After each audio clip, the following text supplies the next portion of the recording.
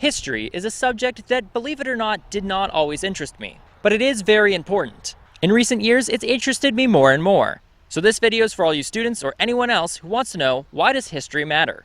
Number 1. History is a part of your story.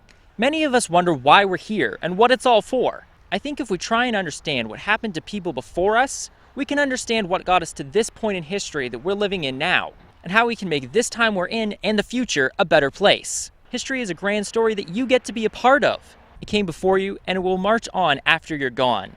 I think it's important to figure out where we fit in this story and where others fit in this story. It was Shakespeare who said, "All the world is a stage and we are but players." I think history helps us to understand what some of the other players' roles were, and consequently allows us to help identify what our role is. Number 2. If we don't learn our history, we're doomed to repeat it. The old adage rings true.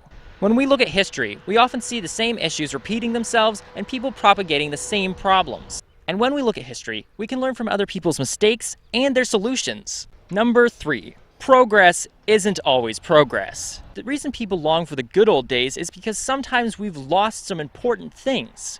I think that learning our history reminds us of those things we've lost and helps us to pull them back into the present before we veer too far off course. There's a lot to be said about the good old days. Reading about pioneers, for example, shows me how exercise is a modern invention. Pioneers didn't need to go to the gym and lift barbells or get on the treadmill to exercise. Everything was exercise. Washing dishes, harvesting food, your weekly walk into town. Dude, your washroom was 50 to 100 feet from your house. Just getting there was exercise.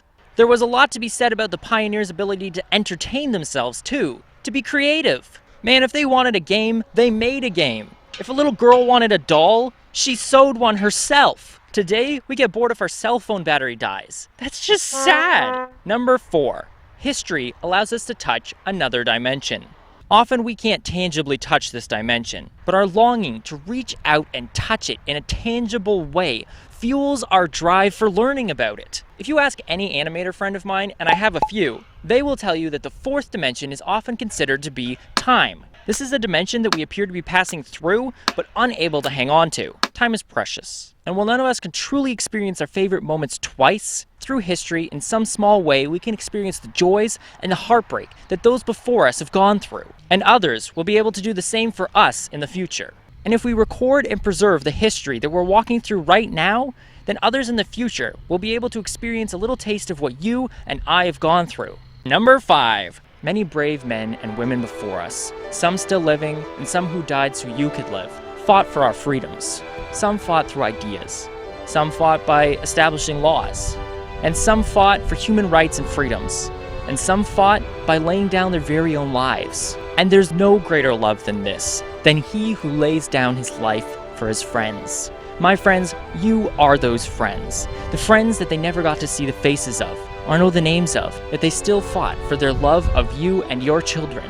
Why not take some time to get to know their names, to see their faces, and to say thank you by carrying on their legacy, and by carrying on your own legacy that you were meant to live, because they died to establish the freedom for you to do so.